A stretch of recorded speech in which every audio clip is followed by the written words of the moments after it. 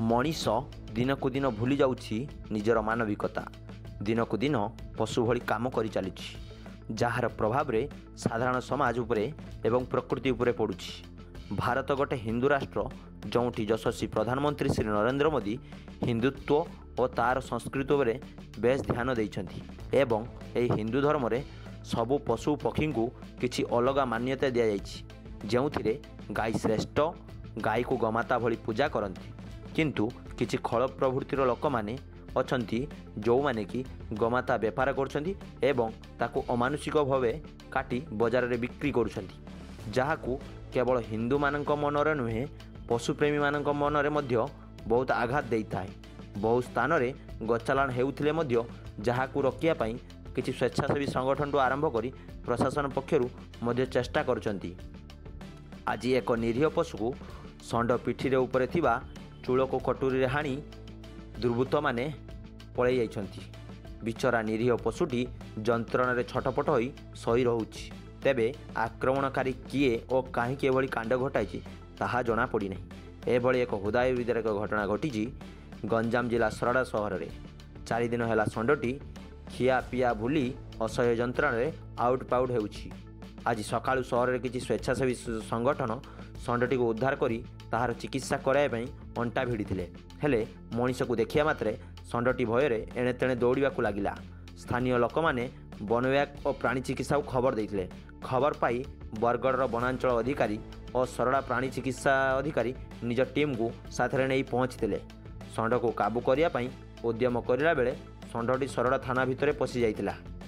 ସେଠାରେ ଷଣ୍ଢଟିକୁ ଟ୍ରାଙ୍କୁଲାଇଜ୍ କରିବା ପରେ ଚିକିତ୍ସା କରାଇଥିଲେ।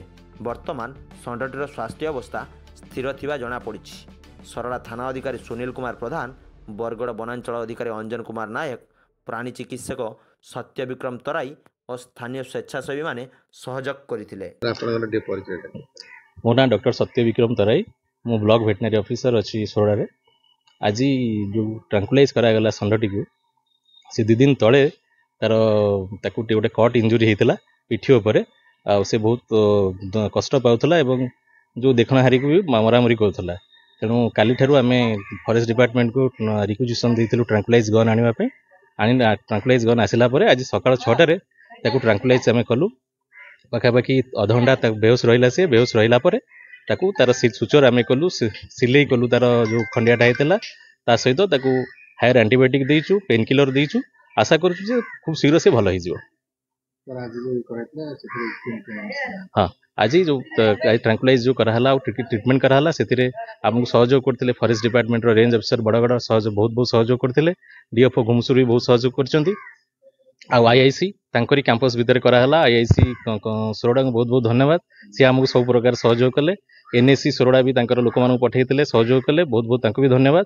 ଏବଂ ଆମର ଯେଉଁ ଷ୍ଟାଫ୍ ଅଛନ୍ତି ଆନିମାଲ୍ ହଜବେଣ୍ଡରୀ ଡିପାର୍ଟମେଣ୍ଟର, ସମସ୍ତେ ଆମକୁ ସହଯୋଗ କଲେ। ତା ସହିତ ମିଡ଼ିଆ ଭାଇମାନେ ବହୁତ ସହଯୋଗ କରୁଛନ୍ତି, ସେମାନଙ୍କୁ ବି ବହୁତ ବହୁତ ଧନ୍ୟବାଦ। ଜୟ ହିନ୍ଦ।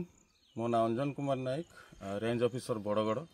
ଗତକାଲି ବିଭିଓ ସୋରଡ଼ା ଏବଂ ଏନ୍ଏସି ଚେୟାରମ୍ୟାନ୍ ସୋରଡ଼ା ମହୋଦୟ ମୋତେ ଫୋନ୍ ମାଧ୍ୟମରେ ଜଣାଇଥିଲେ ଯେ ଏକ ଷଣ୍ଢଟି ଯାହାର କି ଚୂଳ ଏଞ୍ଜର୍ଡ ହେଇଛି, ଏକ ବହୁତ ବଡ଼ କଟ୍ ମାର୍କ ହେଇଛି, କଟିଯାଇଛି ଏବଂ ତାହା ନର୍ମାଲି ଟ୍ରିଟମେଣ୍ଟ ହେଇପାରୁନି ଏବଂ ଏଗ୍ରେସିଭ୍ ହେଇ ଲୋକମାନଙ୍କୁ ମଧ୍ୟ ଆଟାକ୍ କରୁଛି।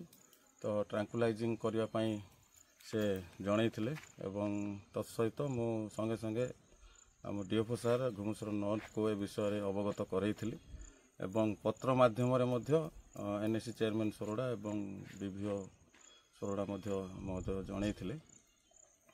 ତାପରେ ଗତକାଲି ମୁଁ ସେ ଟ୍ରାଙ୍କୁଲାଇଜିଂ ଗନ୍ ଆଣିଲା ପରେ ଆଜି ସକାଳ ସମୟରେ ସେହି ଷଣ୍ଢଟିକୁ ଡିଟେକ୍ଟ କରାଯାଇଥିଲା ଏବଂ ତାକୁ ଓଡ଼େଇ ତାକୁ ପୋଲିସ କ୍ୟାମ୍ପସକୁ ଅଣାଯାଇଥିଲା ଏବଂ ସେଠି ଟ୍ରାଙ୍କୁଲାଇଜ୍ କରି ଯାହା ଟ୍ରିଟମେଣ୍ଟ କରାଯାଇଥିଲା, ଷ୍ଟିଚ୍ ପକାଯାଇଥିଲା ଏବଂ ରିଭାଇଭାଲ୍ ଡୋଜ୍ ଦେଲା ପରେ ଯେଉଁ ଟ୍ରିଟମେଣ୍ଟଟି ସକ୍ସେସ୍ ହେଇଥିଲା। ଆଉ ଏହି କାର୍ଯ୍ୟରେ ସୋରଡ଼ା ବିଭିଓ ଆନିମାଲ୍ ହଜବେଣ୍ଡରୀ ତାର ସମସ୍ତ ଷ୍ଟାଫ୍, ଆଇଆଇସି ସୋରଡ଼ା ମଧ୍ୟ ଉପସ୍ଥିତ ଥିଲେ। ତତ୍ସହିତ ଏନ୍ଏସି ଚେୟାରମ୍ୟାନ୍ଙ୍କର ଷ୍ଟାଫ୍ ଏବଂ ସୋରଡ଼ାର ମାନ୍ୟଗଣ୍ୟ ବ୍ୟକ୍ତି, ଭଦ୍ର ବ୍ୟକ୍ତିମାନେ ଥାଇ ଏହି କାର୍ଯ୍ୟଟିକୁ ସମ୍ପାଦନା କରାଯାଇଥିଲା ଏବଂ ବର୍ତ୍ତମାନ ମଧ୍ୟ ସେଇ ଷଣ୍ଢଟି ଭଲ ଅଛି ରିଭାଇଭାଲ୍ ଡୋଜ୍ ଦେଲା ପରେ। କେବଳ ଏତିକି ସମସ୍ତଙ୍କୁ ସଚେତନ କରିବାକୁ ଚାହେଁ ଏବଂ ଜଣାଇବାକୁ ଚାହେଁ, କେଉଁ ମାଧ୍ୟମରେ କିଏ ତାକୁ ଆଟାକ୍ କରିଛି ତ ଆମେ ଜାଣିନୁ। ଯଦି ବି କୌଣସି ଖଳ ପ୍ରକୃତିର ବ୍ୟକ୍ତିମାନେ ଏହି ପ୍ରକାର କରୁଛନ୍ତି, ଗାଈ ବଳଦ ହେଉ ଷଣ୍ଢକୁ ଯଦି ଆଟାକ୍ କରୁଛନ୍ତି, ଦୟାକରି ତା'ର ତଦାରଖ କରନ୍ତୁ, ଜାଗ୍ରତ ନିଅନ୍ତୁ। ତାହା ଆମ ପାଇଁ ଏକ ଅମୂଲ୍ୟ ସମ୍ପଦ ଅଟେ। ଏଠାରୁ ନିବୃତ୍ତ ରୁହନ୍ତୁ। ଜୟ ହିନ୍ଦ, ଜୟ ଭାରତ। ନୟାଗଡ଼ରୁ ସେହାବ ସେନାପତିଙ୍କ ରିପୋର୍ଟ, ଗୀତାଞ୍ଜଳି ନ୍ୟୁଜ୍ ଓଡ଼ିଆ।